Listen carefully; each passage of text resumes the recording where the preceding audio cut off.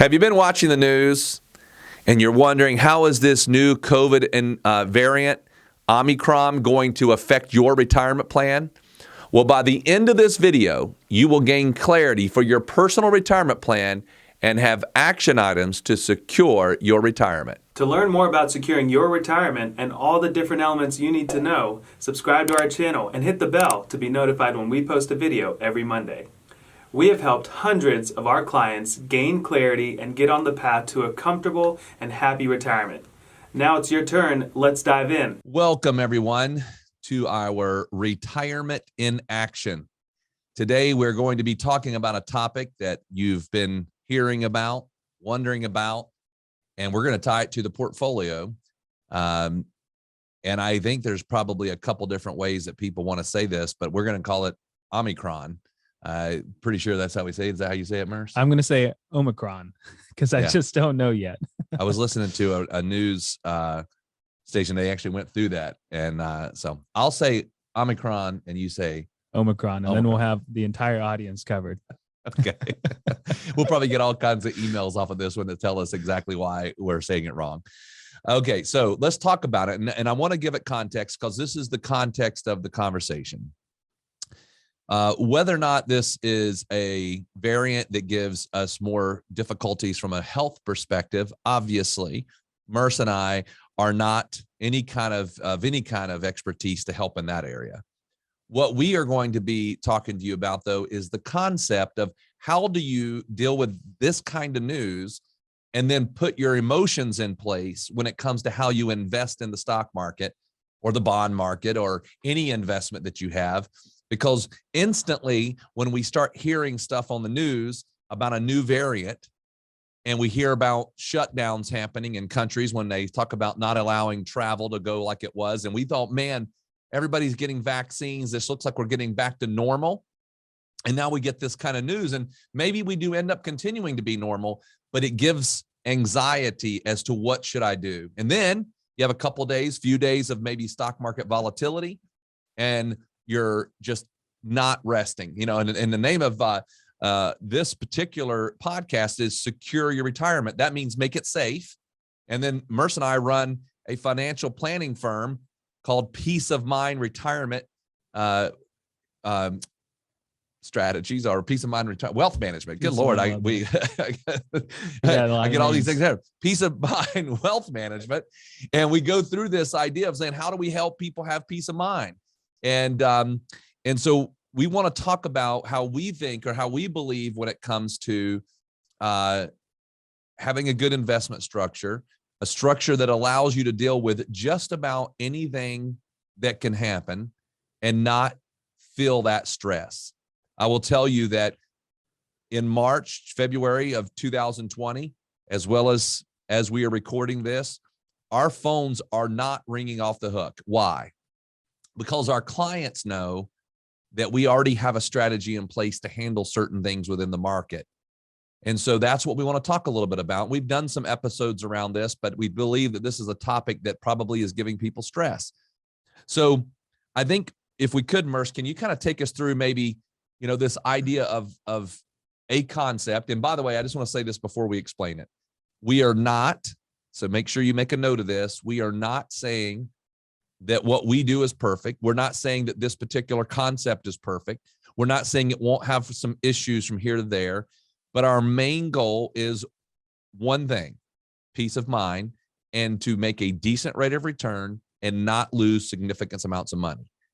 And so that's the goal. We are not telling you that we can beat the market. We're not telling you that we're going to be able to do all kinds of things. What we're saying is, hey, we have a way. There's a couple of ways that people deal with risk. So I think, first of all, Merce, could you just kind of give us, again, the overall concept of maybe how maybe people have been trained for decades on what they've done to mitigate risk, and then we'll compare that with kind of maybe what we teach. Yeah. So the most common way of investing, and it can go way back to maybe when you bought your first stock, and maybe you bought that first stock because you thought it was cool, or maybe a parent told you to buy this, and they say what? They say, buy it and hold it for as long as you can, because over time it's going to go up in value. And so outside of that really came this concept of asset allocation. And that's how the majority of investors work within their 401ks, with advisors. Asset allocation, or in other words, buy and hold, or buying a well-diversified portfolio and holding it, is how the majority of investors have learned to invest in the stock market. And what that really means, what that is you buy sections of the market. So let's just say you're looking at your 401k and maybe it's held at Fidelity, and you have all these different options that you can buy. You can buy into the large cap arena of the market, the mid cap, the small cap. You can buy international. You can buy different little sectors, and you can just go all over the place and buy little pieces of the market.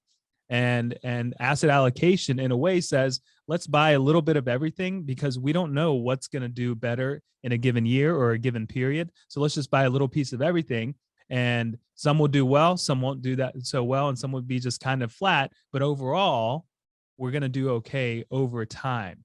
And so you just buy it, you hold it, and then maybe every quarter or every year you rebalance, because maybe that large cap position did really well, and you want it to kind of divvy it back into your original well-diversified portfolio. That is a strategy. And like Radon said, every strategy, including ours, has its flaws. There is no perfect strategy out there. Otherwise, everyone would be in it. And so when it comes to buy and hold and asset allocation, the immediate thing that we see is that, well, when we have these situations like 2001, 2002, where the markets fell significantly, over 50%, like we saw in 2008, the markets fallen over 50%, like we saw in 2020, the markets fell 34% because of the coronavirus in a matter of less than 2 months. The buy and hold investor really feels the brunt of that, because the story is you buy it and you hold it, and you're going to see some downs, you're going to see some ups, and you just live through the waves of the market. And so that is a high level as to what asset allocation, buy and hold, well-diversified portfolio investing means. And a lot of people are doing that just because sometimes we don't know what else is out there. And so our whole concept is a little bit different. We take a little bit more of an active approach, and our whole purpose is, let's actively manage the markets, but let's do that with good risk management as well. And so, Radon, you want to take us through how we do that and how that's different than what I just explained? Yeah, we were actually having a conversation with a person today, actually. And, this whole idea of, well, how do we do what we do? And we started talking about it, and it comes down to this idea of supply and demand. And so the question that he asked was, what's our gut tell us about the rest of the year? And Merce and I both looked at him and kind of smiled, and we said, we have no idea. And that's why we love how we, for our clients, do manage money. And it's because we're not managing money based on a gut feeling, based on a forecast, based on what we think is going to happen in the market, because we have no idea. What we are doing, though, is we're looking at real data, and we're saying, hey, what is the market doing? And I just want to take you back in your mind here to January 2020. Now, suppose in January, well, just say literally December 2019, January 2020, was there any forecast out there saying, hey, here's what's going to happen this quarter. We're going to have a pandemic and a global shutdown, and we're going to have a massive decline in the market? No, because nobody could have forecast that. They would have been the biggest theory, even if somebody had heard of this idea of COVID-19. So what was beautiful about, I think, the way we help our clients is that, hey, here comes this pandemic, here comes this situation, and we were able to react because we already had a strategy in place, not for a pandemic, but for anything that's going to spark the markets and make the markets have a controlled or significant loss. And so we were able to go into action. What did that look like? Well, what we had to do is go to cash. So we set in cash. That's called active management from our perspective. That means we could be invested now, and we could be sitting in cash tomorrow. Now, it doesn't really happen quite that fast. It took us quite a few days in that downturn of 2020 for us to go to cash. But because we went to cash, our clients were only down 9% when the stock market was down 34%. Now we had to get back in. Again, that's active management. So I always try to help people to imagine, if you could, everything laid out: stocks, bonds, cash. Pretend that they're all in a race. The only way that bonds catch up in the race is if stocks are falling, because stocks are going to outpace bonds. The only way that cash is going to catch anything is if stocks and bonds are deteriorating, and then we go to cash.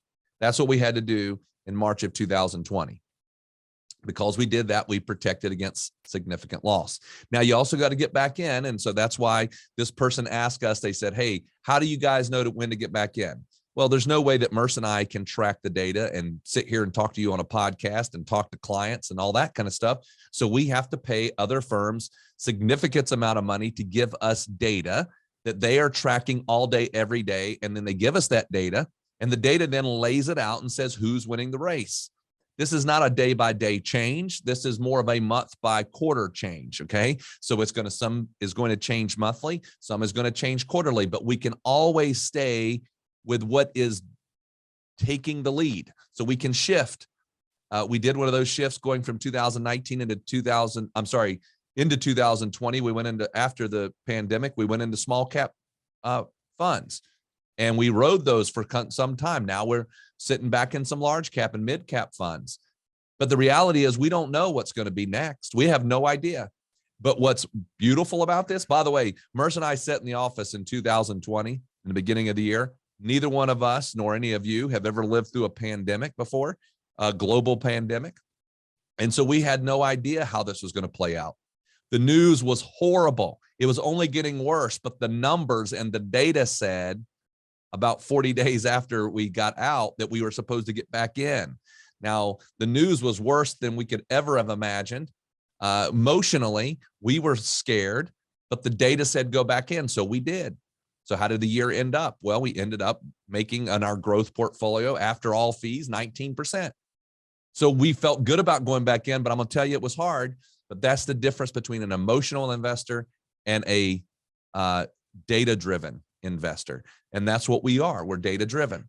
So Merce, can you just sum this up, I guess, and say, I've been doing this for 20 years. Merce and I have been doing it together for 10 years.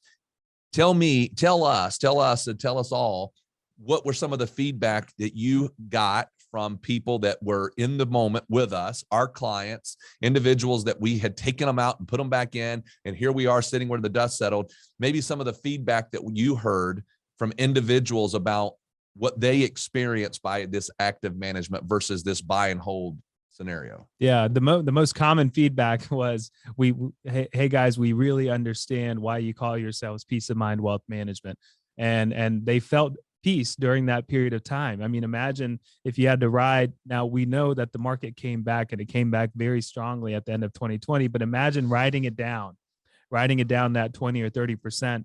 At that point, you don't know if it's going to come back or not. And throw this on top of it: you're a retiree living on maybe somewhat of a fixed income, or you're considering retiring in 2020, and all of a sudden you see your 401k plummet 20 or 30%. So for our clientele, they saw, and we were giving them updates, regular updates. Hey guys, the market is falling. We're watching the numbers. Eventually we gave them the update of, hey guys, we found it is time to go to bonds. Next update was, hey guys, bonds are not working. We're going to cash. This all happened within a matter of a few days that we're giving them these updates. Eventually we're sitting in cash, and the updates began to say, hey, we're in cash and the market is still falling. Your money is protected. And then the moment came to get back into the market. At that point, pretty much everyone trusts us. And they said, hey guys, you navigated us out of this terrible pandemic situation, this terrible market sell-off. You navigated us out of this. Now we trust you to get back in. And we got back in while it was nerve-wracking for Radin and I, nerve-wracking for clients, nerve-wracking for everyone. We got back in because the data said to, and it made the most sense of the world when we look back at it today. And so peace of mind, and really just a stress-free, or as stress-free as you can be in a pandemic. Let me say it that way. Now, with what we're dealing with right now with Omicron, we're kind of back in the same scenario. We don't know how this is going to play out. We don't know if we're going to have another 34% plummet like we did last year. We don't know if the Fed's going to step in and continue to do what they've done to prop up the economy. We have no idea. Nobody does. And so that is why our clients and ourselves feel so comfortable with this active approach, because we don't have to know what's going to happen tomorrow. We're going to react based off of what's happening today. Yeah, I know we went through a lot, so I'm going to try to give you a couple of ways that you can get more information. One is you can go to our website. Our most recent book, which is called Secure Your Retirement, is right there on the books tab. So if you go to pomwealth.net, go there to the books page, you'll see Secure Your Retirement there. Chapter 1 takes you through our belief system around this, just so you can kind of get a different perspective. But in addition, if you go to the blog page, there's a whole entire article written on this particular topic. So you can be able to kind of read through it and let it just kind of sink in. And we are huge about the fact of saying buy and hold is not for everyone, but at the same time, active management's not for everyone, because people have different belief systems. So we have our belief system. We like our belief system. We like what it is. We feel comfortable with it. It matches our risk. And all we're trying to do is just talk you through a different perspective. Somebody else could have a podcast all about buy and hold and why they think that is good. And then you have to say, hey, which one feels better for me? Do I feel better with buy and hold? Does that make me more comfortable? Or does it make me more comfortable knowing that I'm going to get out of harm's way if this thing becomes a bigger thing? And so that's why we wanted to spend a little time talking to you about this again. But we hope this has been helpful. We hope this has given you some things to think about. We hope that you might give us feedback, whether it's Omnicrom or Omnicrom. But we hope you have a great week. We'll talk to you again here soon. We hope this video has given you some confidence and clarity as you plan for a worry-free life in retirement. But what else do you need? We have created a complimentary video course called 3 Keys to Secure Your Retirement. This video walks you through step by step what you need to do to get ready for retirement. You can also check out our podcast called Secure Your Retirement. You can subscribe below. For more retirement tips, watch this video. Create your retirement income plan. Also, click here to subscribe to our podcast, Secure Your Retirement. If you like this video, hit the like button and be sure to subscribe and share it with your friends.